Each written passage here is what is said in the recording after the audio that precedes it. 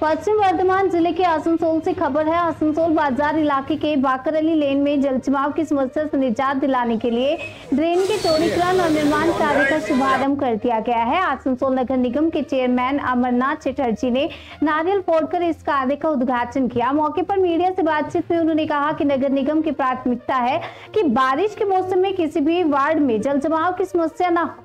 इस ट्रेन निर्माण पर लगभग 4 लाख रुपए से अधिक की लागत आएगी। चेयरमैन ने कहा कि आसनसोल बाजार शहर का प्रतिष्ठित इलाका है, इसलिए यहाँ बेहतरीन नागरिक सुविधाएं सुनिश्चित करना बेहद जरूरी है।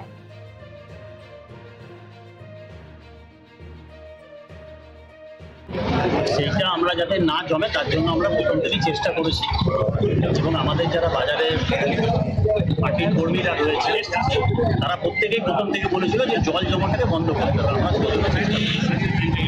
আমরা প্রায় 1 কোটি টাকা দিয়ে আমরা জিটি রোডের ওই পারে যে ড্রেনটা ছিল সেই ড্রেনটাকে আমরা ডিএস অফিসের রাস্তা পর্যন্ত আমরা চওড়া করেছি প্রায় 20 ফুটের ওপর এবং আমরা ওইটাকে ডিপ করেছি প্রায় 15 ফুট।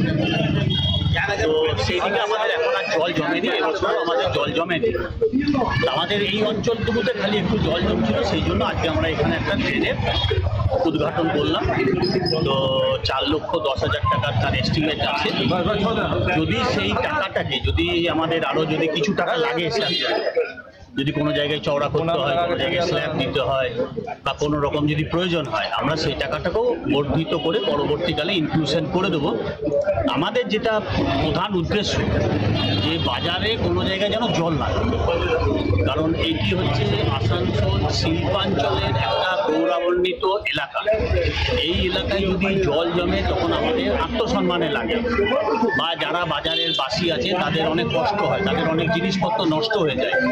তো আমরা সেই সমস্ত জিনিসপত্র যাতে নষ্ট না হয় তারই চেষ্টা আমাদের এটা আছে এবং আমাদের সহকর্মী আমাদের মুকেশ রয়েছে, প্রফুল রয়েছে, আমাদের বিমল রয়েছে, গোপাল রয়েছে, রাকেশ রয়েছে, রাজেশ রয়েছে, সবাই রয়েছে, আমাদের রোহন রয়েছে। সবাই মিলেই আমরা চেষ্টা করছি যাতে আগামী দিনে আরও সুন্দর করা যায় এবং বাজারটাকে আরও ঠিকঠাক করা যায়। আমাদের গত পরশু থেকে আবার একটা কাজ শুরু হবে পেপার ব্লকের, সেটাও আমরা চেষ্টা করছি করে দেওয়ার এবং পানীয় জলের যে সংকটটা ছিল সেটা অনেকাংশেই চলে গেছে। আবার কয়েকদিনের মধ্যে আমাদের পাইপলাইনেরও কাজ শুরু হচ্ছে, যেখান থেকে আমরা সুস্থভাবে আরও সুন্দর করে যাতে পানীয় জলটা সরবরাহ করতে পারি তারও ব্যবস্থা করছি।